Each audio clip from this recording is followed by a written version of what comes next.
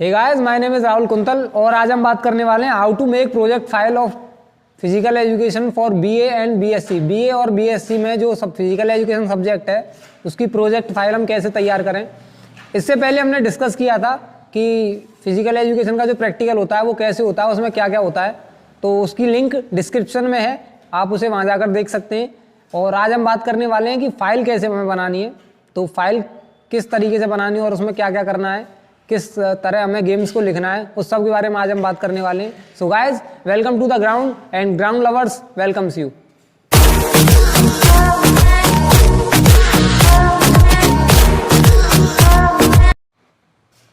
तो जैसा कि हमने पहले डिस्कस किया था कि आपको कोई भी 3 गेम लेने हैं जिसमें से एथलेटिक्स कंपलसरी है और एक टीम गेम और एक इंडिविजुअल गेम। तो इनमें आपको लिखना क्या क्या है, तो पहले बात कर लेते हैं फर्स्ट ईयर और सेकंड ईयर की। तो फर्स्ट ईयर और सेकंड ईयर में आपको पहले एथलेटिक्स लेना है, फिर एक टीम गेम लेना है और एक इंडिविजुअल गेम लेना है। तो एथलेटिक्स के बारे में सबसे पहले बात कर लें तो एथलेटिक्स में जो हमारे चीज़ें आती हैं वो है, सबसे पहले उसमें आपको लिखना है हिस्ट्री, कि आप एथलेटिक्स कब से स्टार्ट हुआ, गेम्स कब से स्टार्ट हुए और इनकी इंटरनेशनल फेडरेशंस क्या हैं और इनकी आपकी नेशनल फेडरेशन क्या है, उनकी स्थापना कब हुई। तो सबसे पहले उसकी हिस्ट्री के बारे में हमें लिखना है। फिर उसके बारे में हमें लिखना है दूसरी चीज़, वो है इवेंट्स, कि उसमें कितने इवेंट होते हैं। जैसे कि एथलेटिक्स में 3 इवेंट होते हैं, रनिंग इवेंट्स, जंपिंग इवेंट्स और थ्रोइंग इवेंट्स। इस प्रकार से आपको लिखना है उसके बारे में। और जो अगली चीज़ आती है उसमें आती है कि फेमस एथलीट्स कौन कौन से हैं। आपको फेमस एथलीट्स के बारे में लिखना है, जो आपके नेशनल एथलीट्स हैं या फिर जो ओलंपिक एथलीट्स हैं उनके बारे में आपको लिखना है। तो ये बातें हैं एथलेटिक्स की। अब बात करते हैं किसी भी टीम गेम की। टीम गेम में भी आपको सेम ऐसे लिखना है, पहले हिस्ट्री लिखनी है कि उस गेम को कब मान्यता दी गई, कब वो खेलना शुरू हुआ। हिस्ट्री के बाद उसमें आपको उसकी इंटरनेशनल फेडरेशन लिखनी है कि उसकी इंटरनेशनल फेडरेशन कौन सी है गेम की, जो भी गेम आप लिख रहे हो।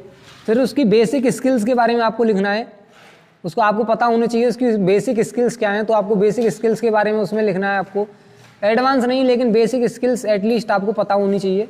इस बारे में आपसे एग्जामिनर भी पूछ सकता है, तो आपको बेसिक स्किल्स के बारे में भी लिखना है। इसके बाद आपको जो इक्विपमेंट यूज़ होते हैं उसे खेलने में, उसके बारे में लिखना है। इक्विपमेंट जैसे कि आप हॉकी खेलते हैं तो उसमें हॉकी का यूज़ होता है, बॉल का यूज़ होता है। उसके अलावा आपके जो गोल पोस्ट हैं वो भी इक्विपमेंट्स में आते हैं, वो भी होते हैं। या फिर आप वॉलीबॉल खेल रहे हो तो उसमें एंटीना क्या होता है, नेट होता है। तो आपको उसकी सारी चीज़ें उसके बारे में पता होना चाहिए और उसके बारे में आपको फिर सीरियल से लिखना भी है। इसके बाद आपको फेमस प्लेयर्स के नाम लिखने हैं, कुछ जो आपके नेशनल प्लेयर्स हैं, इंटरनेशनल प्लेयर्स हैं, जो आपकी कंट्री को रिप्रेजेंट कर रहे हैं, या फिर जो एक्स्ट्रा ऑर्डिनरी प्लेयर्स हैं वर्ल्ड के, जो अच्छे रैंकिंग प्लेयर्स हैं, नंबर 1 रैंक 2 नंबर 2 वाले, तो उनके बारे में आपको लिखना है। इसके बाद बात करते हैं इंडिविजुअल गेम्स की। तो इंडिविजुअल गेम में भी आपको सेम टीम गेम की तरह ही लिखना है, जैसे कि इसमें पहले हिस्ट्री, फिर उसकी इंटरनेशनल फेडरेशन, नेशनल फेडरेशन, फिर बेसिक स्किल्स, उसके बाद इक्विपमेंट्स और फेमस प्लेयर्स। तो ये थी फर्स्ट और सेकंड ईयर की बात। अब बात करते हैं थर्ड ईयर की। तो फाइनल ईयर में आपको जो फाइल बनानी है वो आपकी स्पेशलाइजेशन होगा, मतलब जिस गेम के बारे में आप सबसे ज़्यादा जानते हो, जिसे आप खेलना सबसे अच्छा जानते हो, उसके बारे में आपको लिखना है, जो आपका मेन गेम है। तो स्पेशलाइजेशन में आपको जो लिखना है, पहले तो आपको हिस्ट्री लिखनी है कि उसमें हिस्ट्री क्या है, फिर आपको उसकी फेडरेशन लिखनी है, आपकी नेशनल फेडरेशन, इंटरनेशनल फेडरेशन कौन कौन सी हैं। फिर उसके बाद आपको बेसिक स्किल्स लिखनी है, उसके बेसिक रूल्स लिखने हैं और आपको उसमें एडवांस स्किल्स भी लिखनी है। जो आपका स्पेशलाइजेशन है उसमें आपको एडवांस स्किल भी लिखनी पड़ेंगी और इसके अलावा आपको उसके रूल्स भी पता होने चाहिए सारे, कि उसको कैसे खेला जाता है, उसमें कौन कौन से रूल होते हैं। आपसे एग्जामिनर कुछ भी पूछ सकता है, तो इसलिए आपको रूल्स के बारे में पता होना चाहिए। इसके बाद उसमें लिखना है इक्विपमेंट्स।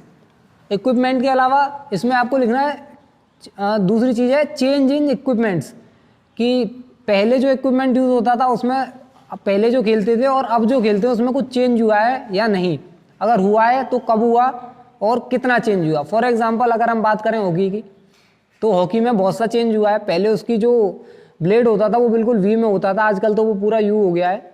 सो आपको चेंज इन इक्विपमेंट्स पता होनी चाहिए कि आपके इक्विपमेंट्स में जो आप खेलते हो उसमें कितना चेंज हुआ है।